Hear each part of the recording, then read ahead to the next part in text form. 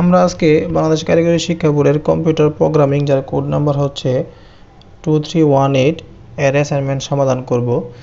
আর পুরো অ্যাসাইনমেন্ট জুড়ে আপনারা এই ভিডিওটি দেখা শুরু করবেন লাইক বাটন প্রেস করে, এবং চ্যানেলে যদি নতুন হয়ে থাকেন তাহলে সাবস্ক্রিপশন করবেন। যদিও আমরা অ্যাসাইনমেন্টের সমাধান, আপনারা বিগত অ্যাসাইনমেন্টের সমাধানগুলো সবগুলো আমাদের চ্যানেলে পেয়েছেন এবং শুদ্ধ সমাধানগুলো পেয়েছেন, আশা করি আজকেও তার ব্যতিক্রম হবে না। আজকে আপনারা দেখতে পাচ্ছেন যে এই অ্যাসাইনমেন্টের প্রথম প্রশ্ন হচ্ছে অধ্যায় 1 ডাটা স্ট্রাকচার থেকে, অর্থাৎ ডাটা প্রসেসিং কি। ম্যানুয়াল ডাটা প্রসেসিংয়ের চেয়ে কম্পিউটার ডাটা প্রসেসিং অধিকতর সহজ ও সময় উপযোগী, এর সম্পর্কে তোমার মতামত ব্যক্ত করো। তো 1 নম্বর প্রশ্নের উত্তরটা আমরা লিখে রেখেছি, আপনারা এখন দেখার চেষ্টা করুন। প্রথমত হচ্ছে যে আমাদের ডাটা প্রসেসিং কি। যান্ত্রিকভাবে স্বাভাবিক বা অপরিমার্জিত তথ্যকে কোনো বিশেষ ধরনের তথ্যে পরিণত করাকে ডাটা প্রসেসিং বা তথ্য প্রক্রিয়াকরণ বলা হয়। ডাটা প্রসেসিংয়ের আরও একটি সংজ্ঞা রয়েছে, সেটিও লিখতে পারেন। তথ্য প্রক্রিয়াকরণ সংঘটিত হয় যখন তথ্য সংগৃহীত এবং ব্যবহারযোগ্য তথ্যে অনুবাদ করা হয়। সাধারণত একজন তথ্য বৈজ্ঞানিক বা তথ্য বিজ্ঞানিকের একটি দল তথ্য প্রক্রিয়াকরণ করে থাকে। শুদ্ধভাবে তথ্য প্রক্রিয়াকরণ করাটা খুবই গুরুত্বপূর্ণ, যাতে চূড়ান্ত পণ্য বা চূড়ান্ত তথ্যের উপর কোনো নেতিবাচক প্রভাব না পড়ে। আরও একটি সংজ্ঞা লিখতে পারেন ডাটা প্রসেসিংয়ের উপর। সাধারণত ডাটা প্রসেসিং হলো অর্থবহ তথ্য তৈরির জন্য ডেটাগুলোর আইটেমগুলি সংগ্রহ এবং হেরফের। এই অর্থ একটি তথ্য প্রক্রিয়াকরণের একটি উপসর্গ হিসেবে বিবেচনা করা যেতে পারে। কোনো পর্যবেক্ষক শনাক্তকরণযোগ্য কোনো উপায়ে তথ্য পরিবর্তনযোগ্য। এরপরে যে আমাদের প্রশ্নটি ছিল সেটি হচ্ছে যে ম্যানুয়াল ডাটা প্রসেসিংয়ের চেয়ে কম্পিউটার ডাটা প্রসেসিং অধিকতর সহজ ও সময় উপযোগী, এর সম্পর্কে তোমার মতামত ব্যক্ত করবে। এখানে আমরা মতামতগুলো ব্যক্ত করেছি। ম্যানুয়াল ডাটা প্রক্রিয়াকরণটা আমরা প্রথমে দেখব এবং কম্পিউটার ডাটা প্রক্রিয়াকরণটা আমরা দেখব, তাহলে আমরা এই বিষয়ে বিশদ বুঝতে পারবো। ম্যানুয়াল ডাটা প্রক্রিয়াকরণের বিশদ একটি সংজ্ঞা রয়েছে আমাদের উইকিপিডিয়ায়, সেখান থেকে আমরা এই সংজ্ঞাটা লিখে নিব। এবং এইখানে আমরা যে কাজটা করব, এই সংজ্ঞাটা অনেক বড় রয়েছে, আপনারা ছোট করতে পারেন।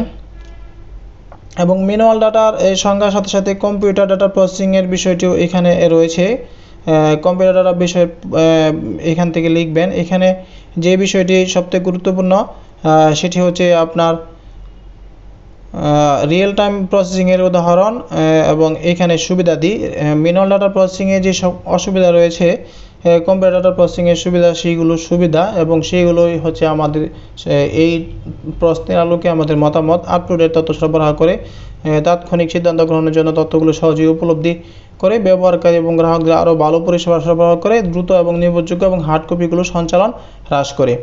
এরপর আমরা দেখব অধ্যায় 3 computer programming language. Computer programming language থেকে যে প্রশ্ন আমাদের ছিল সেটি হচ্ছে প্রোগ্রামিং ডাটা কি, মেশিন ল্যাঙ্গুয়েজের তুলনায় উচ্চতর ল্যাঙ্গুয়েজের সুবিধাজনক ও জনপ্রিয় ব্যাখ্যা করা।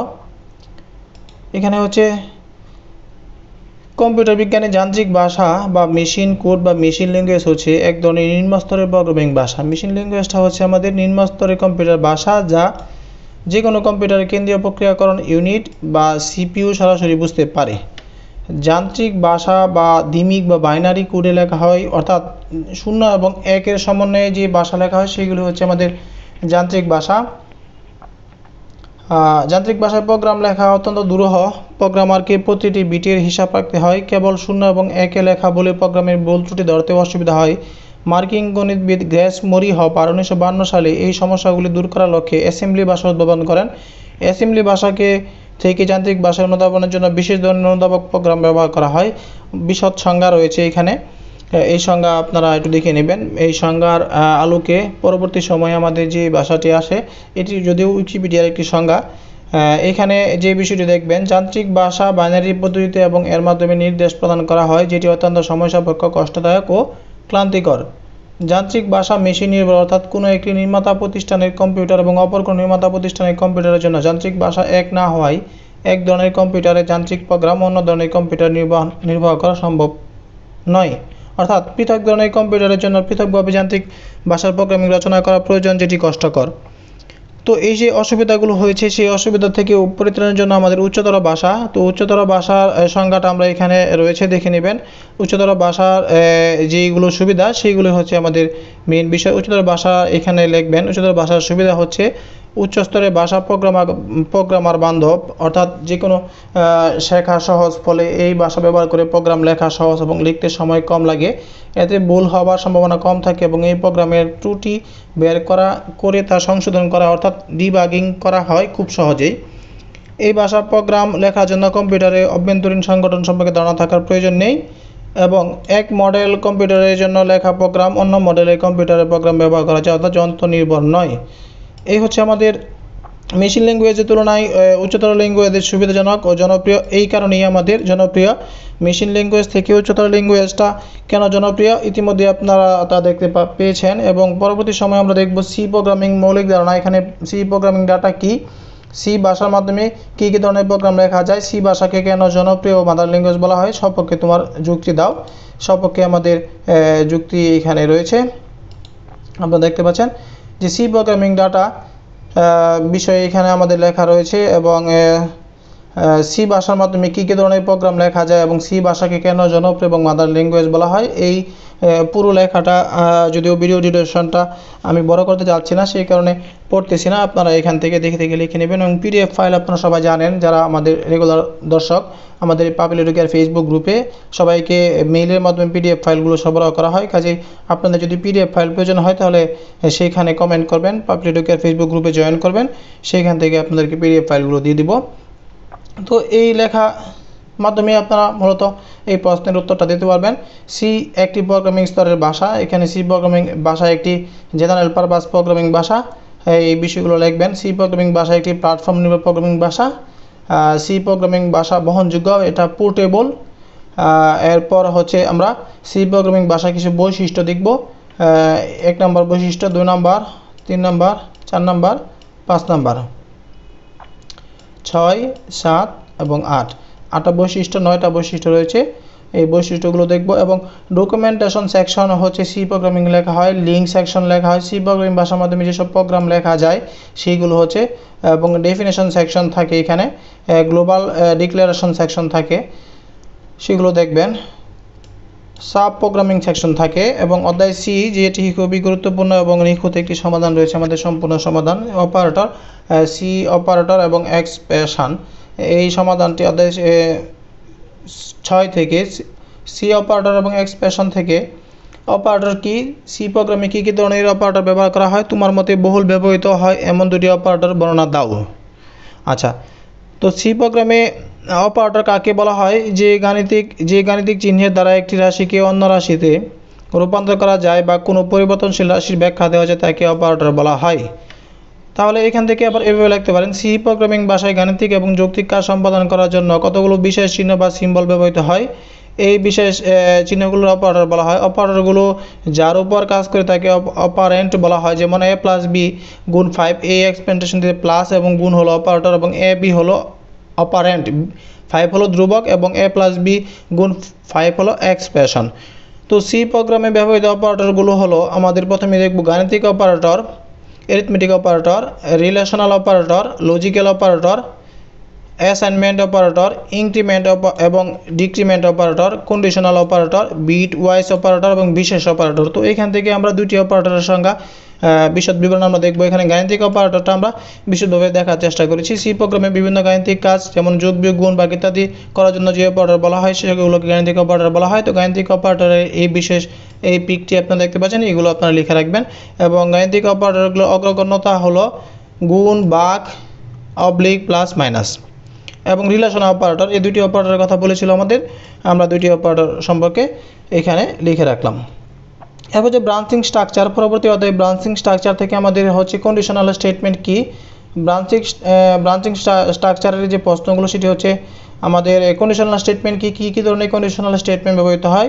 এখানে আমরা এই প্রশ্নটি একটু দেখার চেষ্টা করব। কন্ডিশনাল স্টেটমেন্টের সংজ্ঞা আমরা এখানে লিখে রেখেছি।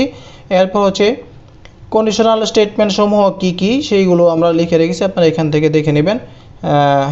If statement, if else statement, else if statement, switch statement.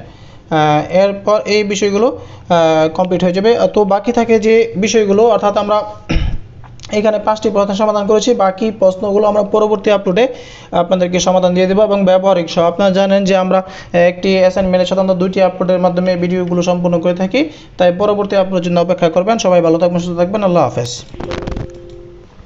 Computer programming অ্যাসাইনমেন্টের প্রথম আপলোডটা আমরা আমাদের চ্যানেলে করেছিলাম। আজকে আমরা দ্বিতীয় আপলোড অর্থাৎ কম্পিউটার প্রোগ্রামিংয়ের বাকি যে অবশিষ্ট অংশ রয়েছে উত্তর, সেইগুলো আজকে আমরা আপলোড করব, আপনাদের সঙ্গে শেয়ার করব। আপনারা দেখতে পাচ্ছেন যে আপনারা যারা আমাদের চ্যানেলে নতুন রয়েছেন তারা চ্যানেলটি সাবস্ক্রিপশন করে পাশে থাকবেন আর ভিডিওটির লাইক বাটন প্রেস করে দেখা শুরু করবেন। আর যারা পুরাতন রয়েছেন তাদেরকে অসংখ্য ধন্যবাদ জানাচ্ছি। আপনাদের জন্য আজকে মূলত ভিডিওটি করা, কারণ আপনারা জানেন যে কম্পিউটার প্রোগ্রামিং অ্যাসাইনমেন্ট সর্বপ্রথম আমাদের চ্যানেলে আপলোড হয় এর উত্তরগুলো। তো এইখানে আমরা দেখতে পেয়েছিলাম যে ডাটা প্রসেসিং কি, 1 নং প্রশ্নের উত্তর বা এই জিনিসগুলো কিন্তু আমাদের আরেকটি ভিডিও রয়েছে, সেই ভিডিওতে আপনারা দেখে নেবেন। সেইখান থেকে আমরা ডেসক্রিপশন বক্স এবং আই বাটনে লিঙ্ক দিয়ে দেব। আমরা আজকে বাকি অংশ অর্থাৎ খ বিভাগের যে 2টি প্রশ্ন বাকি ছিল সেইগুলো আমরা একটু দেখার চেষ্টা করব। তো এখানে রিয়েল টাইম প্রসেসিং ছিল। আমরা একেবারে নিচে চলে যাচ্ছি কম্পিউটার প্রোগ্রামিং ল্যাঙ্গুয়েজ থেকে। আচ্ছা, হ্যাঁ, ব্রাঞ্চিং স্ট্রাকচারের প্রশ্ন আমরা করেছিলাম। হ্যাঁ, আমরা চলে এসেছি অধ্যায় 9, লুপিং স্ট্রাকচার কি, বারবার সম্পাদিত প্রক্রিয়াকে কি বলা হয়, আর সি ভাষার মাধ্যমে কি কি ধরনের লুপিং স্টেটমেন্ট ব্যবহার করা হয়, হোয়াইল এবং ডু হোয়াইল স্টেটমেন্টের মধ্যে তুমি কোনটি উত্তম বলে মনে করো তা বিশ্লেষণ করো। এখানে বারবার সম্পাদিত প্রক্রিয়াকে বলা হয় লুপিং, এবং সি ভাষায় মূলত 3 ধরনের লুপিং ব্যবহার করা হয়: সসীম লুপিং, সসীম লুপিং, অসীম লুপিং এবং মধ্যবর্তী লুপিং। তাহলে হোয়াইল লুপ স্টেটমেন্ট কি? সি প্রোগ্রামের শর্ত সাপেক্ষে এক বা একাধিক স্টেটমেন্ট নির্দিষ্ট সংখ্যক বার নির্বাহ করতে হোয়াইল লুপ স্টেটমেন্ট ব্যবহার করা হয়। লুপ বডির কোড নির্বাহের পূর্বে কন্ডিশন চেক করে হোয়াইল লুপকে ফর লুপের বিকল্প হিসেবে ব্যবহার করা হয়। লুপ কতবার নির্বাহ করবে তা অজানা থাকলে হোয়াইল লুপকে ব্যবহার করা হয়। হোয়াইল লুপ স্টেটমেন্টের ফরম্যাট হলো while condition statement. While loop যেভাবে কাজ করে আমরা দেখতে পারি হোয়াইল লুপ কীভাবে কাজ করে। প্রথমে টেক্সট এক্সপ্রেশন চেক করে, যদিও টেক্সট এক্সপ্রেশন সত্য হয় তাহলে লুপ বডির কোড নির্বাহ হয় এবং পুনরায় টেক্সট এক্সপ্রেশন চেক করে। টেক্সট এক্সপ্রেশন মিথ্যা না হওয়া পর্যন্ত এই লুপ পুনরাবৃত্তি হতে থাকে। নাম্বার 2 হচ্ছে টেক্সট এক্সপ্রেশন মিথ্যা হয় তাহলে প্রোগ্রাম নির্বাহ লুপ থেকে বের হয়ে আসে। আর do while loop statement, C প্রোগ্রামের শর্ত সাপেক্ষে এক বা একাধিক স্টেটমেন্ট নির্দিষ্ট সংখ্যক বার নির্বাহ করতে ডু হোয়াইল লুপ স্টেটমেন্ট ব্যবহার করা হয়। ডু হোয়াইল লুপের কন্ডিশন যাচাই না করে লুপ বডি অন্ততপক্ষে একবার নির্বাহ হয়, কারণ এখানে কন্ডিশন পরে যাচাই হয়। ডু হোয়াইল লুপটি ডু লুপ নামে পরিচিত, তবে প্রোগ্রামে ফর এবং হোয়াইল লুপের চেয়ে ডু হোয়াইল লুপ কম ব্যবহৃত হয়। ডু হোয়াইল লুপের গঠন হচ্ছে আমাদের গঠনটা এই যে এরকম দেখে নেবেন। ডু হোয়াইল লুপ যেভাবে কাজ করে, প্রথমে লুপ বডির কোড একবার নির্বাহ হয়, তারপর টেক্সট এক্সপ্রেশন চেক করে, যদি টেক্সট এক্সপ্রেশন সত্য হয় তাহলে লুপ বডির কোড নির্বাহ হয় এবং পুনরায় টেক্সট এক্সপ্রেশন চেক করে টেক্সট এক্সপ্রেশন মিথ্যা না হওয়া পর্যন্ত এই প্রক্রিয়া পুনরাবৃত্তি হতে থাকে। যদি টেক্সট এক্সপ্রেশন মিথ্যা হয় তাহলে প্রোগ্রাম নির্বাহ লুপ থেকে বের হয়ে আসে। আমরা মনে করি ডু হোয়াইল লুপ স্টেটমেন্টকে বেশি উত্তম বলে মনে করি। এবং ফাংশন কি, অধ্যায় 11 থেকে প্রশ্ন এসে ফাংশন কি কি ধরনের ফাংশন ব্যবহার করা হয়, লাইব্রেরি ফাংশন সত্ত্বেও ইউজার ডিফাইন্ড ফাংশন কেন ব্যবহার করা হয় তা ব্যাখ্যা করা। ফাংশন হলো এমন একটি গাণিতিক সত্তা যা প্রদত্ত ইনপুটের ভিত্তিতে স্বতন্ত্র একটি মান বা আউটপুট নির্ধারণ করে থাকে। ফাংশন হলো ব্লক অফ কোড যা কোনো নির্দিষ্ট কাজ সম্পাদন করে। এই হলো আমাদের ফাংশনের সংজ্ঞা। সি প্রোগ্রামের ফাংশনের প্রকারভেদ: ইউজার কর্তৃক সংজ্ঞায়িত ফাংশন এবং কম্পাইলারের মধ্যে বিদ্যমান ফাংশনের উপর ভিত্তি করে সি প্রোগ্রামিংয়ে 2 ধরনের ফাংশন রয়েছে। নাম্বার 1 হচ্ছে সি স্ট্যান্ডার্ড লাইব্রেরি ফাংশন এবং C user defined function. C standard library function আমরা একটু দেখব। সি প্রোগ্রামিংয়ের স্ট্যান্ডার্ড লাইব্রেরি ফাংশন হলো পূর্বনির্ধারিত ফাংশন বা সি এনিমেশন ফাংশন যা দ্বারা গাণিতিক হিসাব নিকাশ, input output processing, string handling ইত্যাদি কাজ সম্পাদন করা যায়। এই ফাংশনগুলো হেডার ফাইলে ডিফাইন করা থাকে। ওই সব হেডার ফাইলকে যখন কোনো প্রোগ্রামে সংযুক্ত করা হয় তখন এই ফাংশনগুলো সোর্স করে নিজস্ব ফাংশনে নেয় কাজ করে আমরা উদাহরণ হিসেবে দেখতে পারি। আবার ইউজার ডিফাইন ফাংশন ইতিমধ্যে উল্লেখ করা হয়েছে যে সি প্রোগ্রামিং ফাংশন ডিফাইনের সম্মতি দিয়ে থাকে। এই ফাংশনগুলো ইউজার কর্তৃক ডিফাইন করা হয় বলে এগুলোকে ইউজার ডিফাইন ফাংশন বলা হয়। প্রোগ্রামের দাবি এবং জটিলতার উপর ভিত্তি করে আপনি যত ইচ্ছা ফাংশন ডিফাইন করতে পারেন। ইউজার ডিফাইন ফাংশন কীভাবে কাজ করে সেই বিষয়ে একটি চিত্র রয়েছে, এটি আপনারা এখান থেকে দেখে নিতে পারেন। আবার সি প্রোগ্রামের এক্সিকিউশন শুরু হয় মেইন ফাংশন থেকে। অধ্যায় 6 আমরা ফাইল অপারেশনের যে ফাইল প্রশ্নগুলো দেখব। ফাইলের নামকরণ করা, ফাইল খোলা, ফাইল থেকে ডাটা পড়া, এই কাজগুলো করা হলো ফাইল অপারেশন। এরপরে হচ্ছে আমরা ফাইল অপারেশনের যে বাকি প্রশ্নগুলো সেগুলো খুব সহজেই আপনাদের বই থেকে খুঁজে নিতে পারবেন, সেখান থেকে নিয়ে নেবেন। সমস্যা হলে কমেন্ট সেকশনে জানাবেন। আর যদি পিডিএফ ফাইল পেতে চান তাহলে আপনারা এই ভিডিওতে আমাদের ফেসবুক গ্রুপের লিঙ্ক রয়েছে, সেখানে থেকে আমাদের ফেসবুক গ্রুপে জয়েন করবেন। ফেসবুক গ্রুপ থেকে আপনারা পিডিএফ ফাইলটি নিতে পারবেন। আমরা একটু প্রথম থেকে আবার একটু রিভিউ করি, যারা প্রথম ভিডিওটি দেখেন নাই তাদের জন্য। গাণিতিক অপারেটর কী ছিল সি প্রোগ্রামে, বিভিন্ন গাণিতিক কাজ যেমন যোগ, বিয়োগ, গুণ, ভাগ প্রভৃতি কাজ করার জন্য যেসব অপারেটর ব্যবহৃত হয় সেসব অপারেটরকে গাণিতিক অপারেটর বলা হয়। আচ্ছা, এখানে সি প্রোগ্রামে ব্যবহৃত অপারেটরগুলো ছিল গাণিতিক operator, relational operator, logical operator, assignment operator, increment এবং decrement operator, operational operator, bitwise operator, বিশেষ অপারেটর। এবং অপারেটরের আমরা সংজ্ঞা ছিল অধ্যায় 6 সি অপারেটর ও এক্সপ্রেশন, যে গাণিতিক চিহ্নের দ্বারা একটি রাশিকে অন্য একটি রাশিতে রূপান্তর করা যায় বা কোনো পরিবর্তনশীল রাশির ব্যাখ্যা দেওয়া যায় তাকে অপারেটর বলা হয়। এবং অপারেটর সি প্রোগ্রামিংয়ে ভাষায় গাণিতিক এবং যৌক্তিক কাজ সম্পাদন করার জন্য কতগুলো বিশেষ চিহ্ন বা সিম্বল ব্যবহৃত হয়, এই সিম্বল বা চিহ্নগুলোকে অপারেটর বলা হয়। আবার যদি আমরা দেখি যে পঞ্চম অধ্যায়ে সি প্রোগ্রামিং ভাষার বৈশিষ্ট্যগুলো এখানে রয়েছে এবং সি প্রোগ্রামিং ভাষা বহনযোগ্য, পোর্টেবল, এই বিষয়টা এখানে রয়েছে। সি প্রোগ্রামিং ভাষা হচ্ছে একটি প্ল্যাটফর্ম নির্ভর প্রোগ্রামিং ভাষা এবং খুব একটু ইলাবোরেট করে দেওয়া রয়েছে। সি ভাষার মাধ্যমে কী কী ধরনের প্রোগ্রাম লেখা যায় এবং সি ভাষাকে কেন জনপ্রিয় মাদার ল্যাঙ্গুয়েজ বলা হয়, এই প্রশ্নের উত্তর ছিল এখানে। এরপর ছিল অধ্যায় 4 সি প্রোগ্রামিং এবং মৌলিক ধারণা এবং সি প্রোগ্রামিং ডাটার সংজ্ঞাটা আমরা একটু রিভিউ করছি। মূলত উচ্চস্তরের ভাষার কিছু সুবিধা আমরা এখানে লিখে রেখেছিলাম। এবং উচ্চস্তরের ভাষা কি,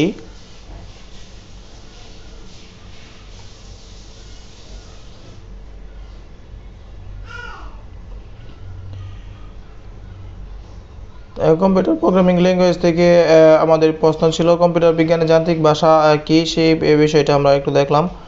এরপর আমরা up to date real time processing কি, অনলাইন প্রসেসিং এবং ধীরগতির কাজ, কম্পিউটার ডেটা প্রসেসিংয়ের বিষয়গুলো দেখলাম। আর computer data manual data processing এবং এর যে কম্পিউটার ডাটা প্রসেসিং এর সহজ এবং সময় উপযোগী কেন, এই প্রশ্নের উত্তর আমরা এখানে ছিল। যে ম্যানুয়াল ডাটা প্রসেসিং এর উদ্দেশ্যে কিছু লেখা ছিল এবং কম্পিউটার ডাটা প্রসেসিং এর উদ্দেশ্যে লেখা ছিল। এবং ডেটা প্রসেসিং কি, যান্ত্রিকভাবে স্বাভাবিক বা অপরিমার্জিত তথ্যকে কোনো বিশেষ ধরনের তথ্যে পরিণত করাকে ডেটা প্রসেসিং বা তথ্য প্রক্রিয়াকরণ বলা হয়। এই সাধারণত ডেটা প্রসেসিং হলো অর্থবহ তথ্য তৈরির জন্য ডেটাগুলোর আইটেমগুলি সংগ্রহ এবং হেরফের। ঠিক আছে, তো আজকে এই পর্যন্ত থাকুক। আপনাদের পরবর্তী সময় দেখা হবে আপনাদের হিউম্যান রিসোর্স ম্যানেজমেন্টে অ্যাসাইনমেন্ট সমাধান আমরা আমাদের চ্যানেলে আপলোড করেছি। আমরা finance, banking and insurance upload করেছি সমাধান। Human resource management, production and costing planning এইগুলো আপলোড করব অল্প সময়ের মধ্যেই। সেই অবধি ভালো থাকবেন, সুস্থ থাকবেন। আল্লাহ হাফেজ।